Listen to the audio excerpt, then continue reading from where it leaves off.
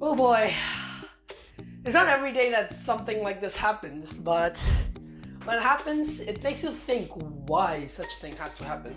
Now, I wasn't planning on actually covering it like this. I was planning on actually comparing it with something different and putting it in a competitive space, because clearly I've seen products like this, like the Sony knockoffs that I got before that, and even the AirPods. They all had something going in for them. It's probably the magic with the AirPods, or something like, how are they making it that for free type on the Sonys? Clearly, this has none of that. So if you're wondering on what I'm actually talking about right here, I'm talking about the contents of this pouch right here. And no, it did not come with the pouch. There's a big interesting story. Now, what is this video about? This video is about a smartphone accessory. And the reason that I don't make a lot of videos based on smartphone accessories is because of the fact that they are too bulky and they're too niche, and also the fact that you are not spending a lot of money, but you're spending some relative amount of money, and also because of the fact that they're big and clunky, all of that stuff. But clearly, this checks all of those boxes. Now, what is this? This is a smartphone camera accessory that's used to either bring in super macro shots or super zoom shots. But after I've actually used this, I've come to a bigger conclusion than what's actually the manufacturer's idea of bringing this onto the smartphone. First up, this is a pretty old one, and this came in like 2 years before, so I haven't actually used it from that. But because of the fact that I was using an inferior phone back then, I thought that, okay, this is really bad because of the inferior phone, I should probably wait. And I never used it ever again. Until I recently was just digging up and I found this. Now, if I open the pouch, what I have right here is first the zoom lens that you'll be fitting on. And as you can see right here, it's not that actually fairly big even. It looks actually pretty nice and futuristic, and even I can actually see it by my eye. Unless my eyelashes don't actually point it out inside. And it looks fairly okay. There's also this tiny little strap thingy, which I'll be talking about later. And what else is there in the box? You have this clip thingy that clips onto your smartphone, and you just like put it inside the bracket. Now, you just clip, this is your smartphone, you clip it inside the bracket. I have to release this latch first. Then I clip it into the bracket, and I position this bracket wherever the camera is. Like if yours is a triple lens setup or something like that, you have to find where the higher definition cameras are, and you have to lock it over there with this thingy. All that seems okay, but what else does it come with is this really cheap microfiber cloth right here, which I guess is what you expect with these cheapo things, and a lanyard. Now this lanyard right here is what actually clips on with the other stringy thing. Okay, so it just goes inside. Now overall, as a setup, how much does it take to actually put this together?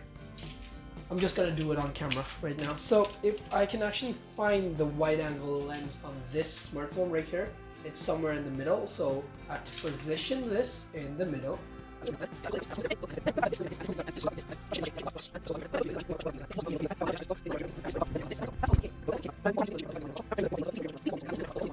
Not gonna lie, it looks really good. It looks as if I'm actually doing like a professional photography thingy or something like that. Now, it looks amazing and looks really good. And if I want the lanyard to be attached, I just plug in the lanyard right here. I don't think this lens, and I just put it on top. Then it becomes like this as a lanyard. So that's all nice and okay, but you also have these two things. One of the cheap microfiber cloth that I told you about, and the other one is a regular polishing cloth. Now, I can use that to like wipe off any lens dust, but as you can see over here, I'm not sure if the camera will actually, you can see a small lint over there, and that lint was because of the microfiber cloth. So that's also another reason on why you shouldn't buy cheap microfibers. It's really bad. Now, if you're sort of done with the whole process, and this is how it actually looks. It looks good and stuff, like I told, but there's still a lot of problems with this. First up, if you can see from the viewfinder, yep, that's how this thing looks. It's like a big hole in the middle, and then you just have to zoom in or something. And as you can see, it's not because of the screen, it's not because of anything. That's how the damn thing looks. And initially, my thought on making a video on this would have been like, okay, so we have an actual telephoto lens right here. So let's probably try comparing this with an actual telephoto lens. Let's see how far this gets you. And let's see what the quality was. And the quality, I was expecting something of like, okay, it should be something around like 2014 quality. It should look something like that. For a gadget like this, it was pretty expensive at around $30 USD. And $30 for this, I don't think so. Because clearly, first up, there was another tripod that came with this. That was just too finicky that I couldn't fit it on the ground, so I had to use my own GorillaPod. And secondly is the fact that it's maybe because of the fit, but the fit clearly, as you can see, is not really great. I'm really confused if this is meant to be a macro or a telephoto, because if I actually look through this with my eyes, with my eyelashes actually not coming out, I can see far way better than the camera, than what the camera is actually saying. Except that it's up to a point. It's maybe because of the fact that there's something to do with the lenses in itself, and especially this thing does not notify me what it's doing, whether it's bringing in the camera closer or bigger. So I'm not really sure on like what kind of thing this is meant to be, but clearly I tested it for both, and also the fact that this actually fit better on my Galaxy S10e. So taking a shot with that, these are the results. And like I said, I wasn't expecting to be fully disappointed. I was expecting to be disappointed like what happened with the other. I can safely say this is the worst product that we've reviewed on this channel. Because clearly it's maybe because of the packaging, or maybe because of how old this is, I guess. But from what I can say safely is that the quality is bad. The zoom levels, whether even if it's a macro one or if it's telephoto, it's bad. And the way this arrived was bad. And mainly this microfiber is really bad.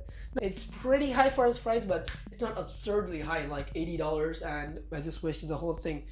Just telling you, if you're buying something like this, you gotta buy it physically, not online, mostly because of the fact that you can, at least if you're physical, you can at least see how this thing actually came out. Online, you do have reviews and stuff, but all of them are not the same. Maybe somebody else from some other different country, they might have had like a better experience with this thing, but clearly this isn't something that you have to buy based on reviews, mainly based on your conception on what variant to get this on, because you've got like 1,000 variants around the world, and I just happened to end up with the unlucky one. So thank you guys for tuning in for this quick video. This was mostly to show that this was not the kind of product that you actually have to buy, and I hope you're pretty much alerted with this video. And until then, this is yours truly, Fred Slam.